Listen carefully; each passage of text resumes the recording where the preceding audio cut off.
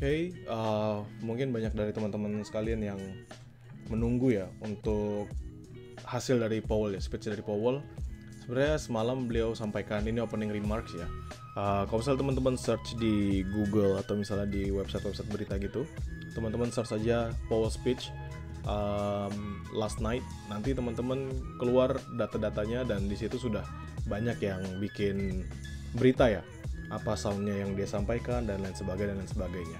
Saya kemarin sudah info ke teman-teman di dalam grup ya, bahwa saya bilang opening remarks dari Powell sound dovish ya. Itu saya bilang ke teman-teman kemarin ketika membaca hasilnya. Jadi dia kan opening remarks 23.10 ya, 23.10 di sini, jam 11:10 saya sampaikan ke teman-teman itu di jam 23.23. Jadi kurang lebih 13 menit setelah itu. Kalau misalnya teman-teman bandingkan sama pergerakan XAUSD, teman-teman bandingkan sama pergerakan XAUSD 23 di sini. Ini adalah Rabu 23, dia open, kita coba turunin ke 15 menit ya. Jadi Rabu 23 di sini, ini adalah ketika pertama kali dia lanjut opening remarks 23.15, dia highest-nya di 22.93. Ya. Dia highest-nya di 22.93. Oke. Lalu ya Rabu. Oh, sorry. 23, yes, 23 ini. Dia highest. Lalu di next-nya dia mengalami penurunan ya. Dia mengalami penurunan di 23.30. Jadi around di sini saya sudah bilang bahwa ini nadanya dovish. Itu juga ketika saya live, saya bilang nadanya dovish dan most probably dia akan mengalami penguatan terus bagi XAUUSD. Dan sekarang saya akan jelaskan penjelasannya. Jadi di sini dia bilang ya ini biasa, hanya ucapan awal. Kalau teman-teman bingung dapat di mana, teman-teman bisa search di Federal Reserve .gov ya. Nanti selalu ada untuk data-data terbaru. Nanti FOMC statement juga ada, speech dari para pemangku kebijakan di Federal Reserve ada, dari FOMC-nya juga ada, dan lain sebagainya. Oke, di sini seperti biasa dia sebutkan ucapan awalnya. Nah, di sini teman-teman bisa perhatikan ya. Over the past year, inflation itu sudah mengalami penurunan secara signifikan, tapi masih bergerak di atas dari targetnya mereka. Kan saya selalu bilang semenjak 2023 akhir ya, targetnya mereka tuh simple teman-teman, yaitu di 2%. Mereka mau tuh inflasi itu ada di 2%. Kenapa reason ada di 2%? Itu karena setelah mereka melakukan riset dan juga mereka menjalankan perekonomian yang ada, 2% itu adalah target paling ideal, adalah angka paling ideal untuk pertumbuhan ekonomi yang mereka miliki. Jadi kalau misalnya kita nyari titik balance atau titik equilibrium, 2% itu adalah titik equilibriumnya. Nah, apakah 2% ini harus strict di 2? Nggak juga. Bisa 2,1, 2,2, 2%, 1,9. Selama dia bergerak dalam range yang sama di 2%-an, itu nggak masalah. Nah, teman-teman lihat, di Februari, headline inflation itu di 2,5% over the past selama 12 bulan terakhir, berdasarkan PCE index ya. Jadi ini indeks yang mereka gunakan, core PCE prices. Di tahun sebelumnya itu 5,2%. Artinya apa? Jadi sejauh ini sebenarnya itu mengalami penurunan. Jadi 5,2 sebelumnya, sekarang jadi 2,5. Lalu habis itu ini mengecualikan ya. Core inflation itu core CPI, teman-teman. Kan ada CPI aja, ada yang core CPI. Maksudnya CPI aja itu dia menghitung juga termasuk makanan dan energi. Kalau dia core CPI, dia nggak ngitung makanan dan energi. Kenapa? Karena makanan dan energi itu terlalu volatile, naik turunnya terlalu tinggi, sehingga bisa merubah atau bisa menciptakan data yang banyak noise-nya. Makanya mereka milih core inflation dengan mengecualikan makanan dan energi. Nah, di 2,8%, yang mana setahun yang lalu itu di 4,8%. Di sini dibilang bahwa progresnya bagus ya, sudah bagus, tapi the job sustainably restoring 2% inflation is not yet done. Jadi mereka belum bisa untuk mengembalikan ke 2%. Jadi apakah ini tandanya adalah hal yang buruk? Sebenarnya nggak buruk-buruk banget. Tapi kenapa dovish nanti di bawah ada dijelaskan. Baru di sini bilang tight monetary policy continues to weigh on demand dan lain sebagainya. Baru dia menjelaskan mengenai employment. Ya, employment was strong. real gross GDP mereka expanded more than 3%, dan ada 3 juta pekerjaan baru yang tercipta. Walaupun inflasinya mengalami penurunan yang substansial. Lanjut, di sini juga dibilang bahwa ada penambahan pekerjaan dan sebagainya.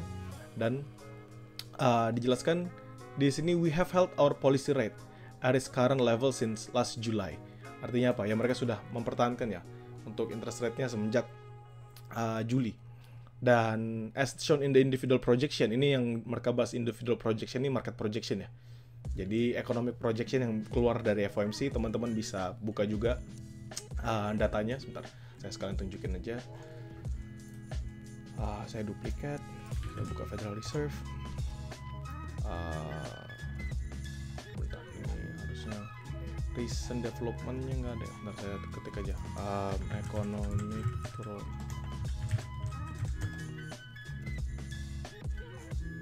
Nah, Summary of Economic Projection Maret 20, 2024. Ini nih.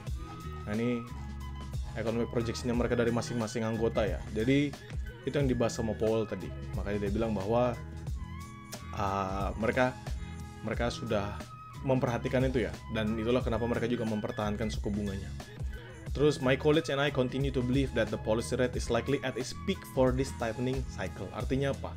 Sejauh ini interest rate yang mereka tentukan itu sudah paling atas, gitu loh, udah paling atas. Maksudnya mereka nggak akan lagi meningkatkan.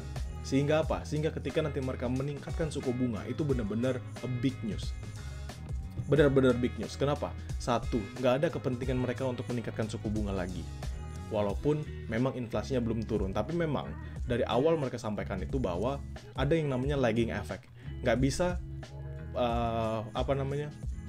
suatu kebijakan moneter itu langsung berdampak signifikan terhadap inflasinya dalam waktu ketika mereka mulai menetapkan kebijakannya.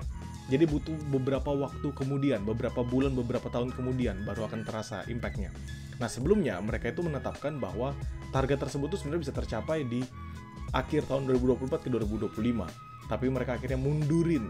Nah, ketika dimundurkan itulah keluar sound office-nya. Karena mereka melihat kok sejauh ini kita sudah nekenin interest rate-nya, tapi ternyata inflasinya nggak turun juga signifikan.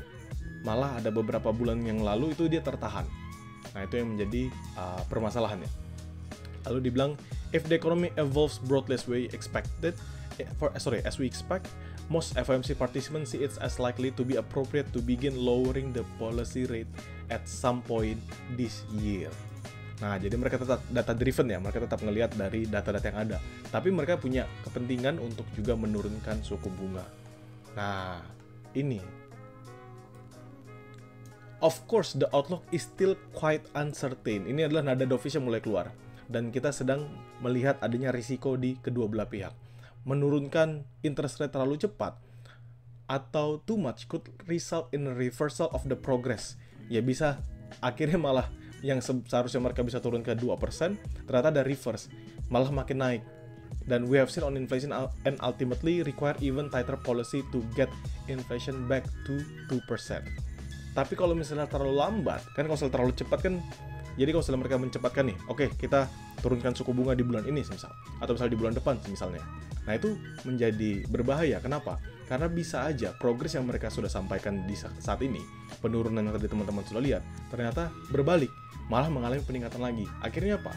Inflasinya meningkat, mereka sudah kita bisa bilangnya, mereka sudah menderita karena rate yang terlalu tinggi itu, tapi ternyata gagal hanya karena kita cepat-cepat mau nurunin suku bunga. Nah, tapi di sini juga disampaikan, kalau misalnya terlalu lambat, itu juga bisa could unduly weaken economic activity and employment. Jelas. Kenapa? Karena suku bunga yang tinggi itu nggak bagus sebenarnya teman-teman untuk perekonomian. Itu teman-teman bisa search aja lah, kenapa suku bunga itu bisa mempengaruhi perekonomian yang ada. Di sini bilang, as progress on inflation continues and labor market tightness eases, this risk continue to move into better balance. Makanya sekarang mereka ini menunggu.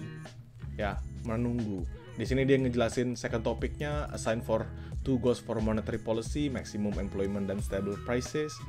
Lalu di sini dia bilang transparency and accountability, bla bla bla bla bla bla. Intinya dari seluruh penjelasannya Powell ini, memang most of the part itu sama seperti penjelasan dia beberapa waktu yang lalu, tapi intinya adalah ini soundnya dovish. Ya dovish, kenapa? Karena masih belum bisa meyakinkan bahwa saat ini sudah cukup kok kalau misalnya kita menetapkan suku bunga di titik sekarang.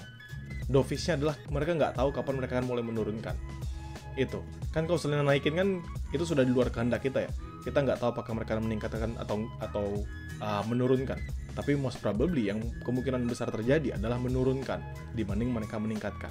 Sehingga kalau teman-teman pikir pakai logika, seandainya mereka tiba-tiba meningkatkan, ini simpel aja, simpel matematik. Mereka meningkatkan suku bunga dari 5,5 jadi 6 gitu. Itu teman-teman just by closing your eyes, tutup mata aja, itu teman-teman tinggal sell XAUUSD. Apapun pair yang ada USD-nya itu sudah pasti menguat. Selama USD-nya jadi base ya, USD JPY misalnya. Dan jika USD-nya sebagai counter ya, maka akan mengalami pelemahan. Gitu, itu untuk USD. Dan karena tadi sudah dibilang, sudah ini the peak ya, sudah di puncaknya, maka kita nggak perlu untuk memperhatikan jika dia meningkatkan. Melainkan kita menunggu saat dia mengalami penurunan suku bunga. Dan penurunan suku bunga itu dampaknya positif bagi pair-pair yang lainnya. Karena akhirnya uang-uang itu sudah mulai keluar dari perekonomian Amerika Serikat, sudah mulai bergerak lah di di masyarakat, dan juga bisa beralih ke aset atau instrumen investasi yang lain. Jadi ini bisa berdampak positif terutama bagi XAUUSD. Jadi apakah 2300 ini adalah puncaknya? Jawaban saya belum. Kenapa? Karena belum ada pemotongan suku bunga. Jadi menurut saya sendiri masih akan jauh lagi. Dan untuk target next-nya I will explain later on kita bahas. Itu ya untuk speech by Chair Powell.